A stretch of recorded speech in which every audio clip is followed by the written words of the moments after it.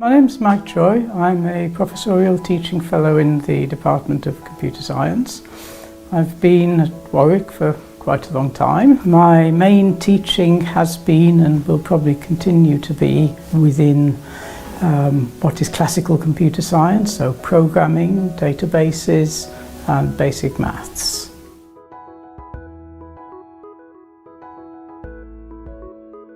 We've still got quite a lot of old-fashioned exams, and virtually none of our modules is 100% assessed. So they're almost always exams that follow what might be quite a large amount of coursework, but very rarely 100%.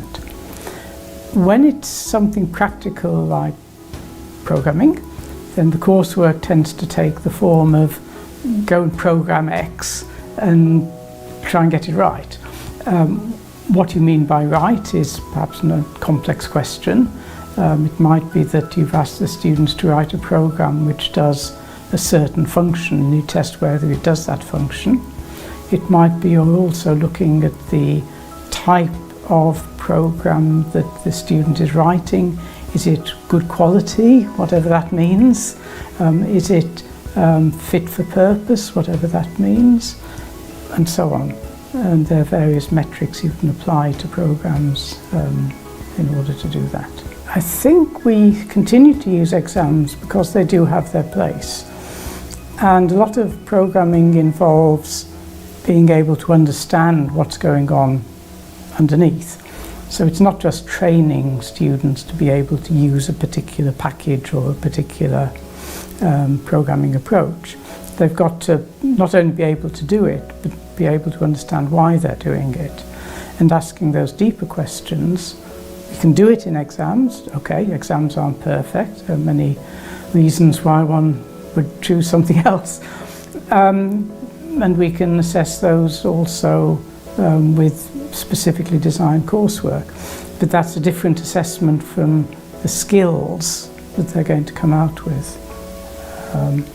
And getting them to be able to write good programs is not necessarily the same as getting them the long-term understanding which will allow the adaptability and transferability.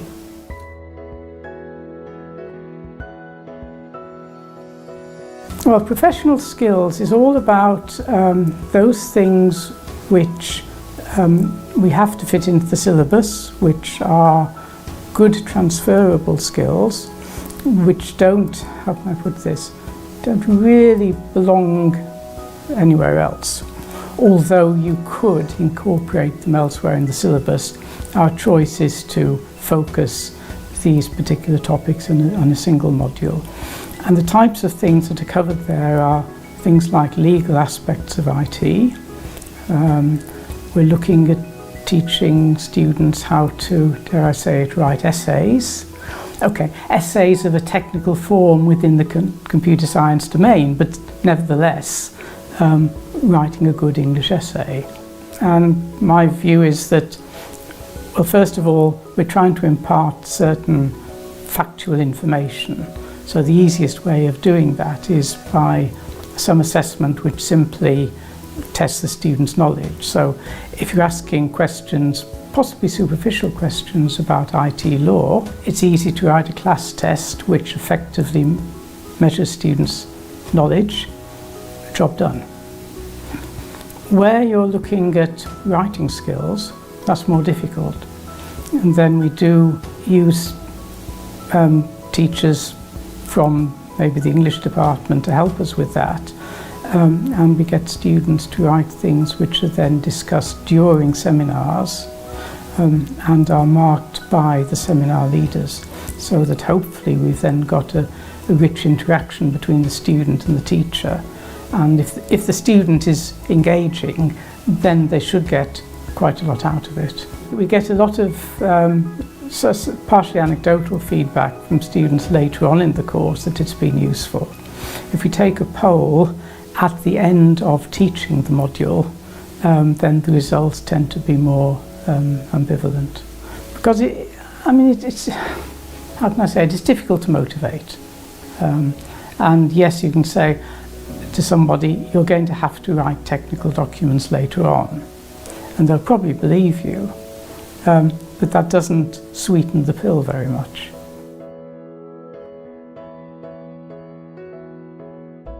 So there's another module I have been teaching, not this year, but previous years, in computer security, where one of the assessments I give students is I give them a virtual computer which has got security problems.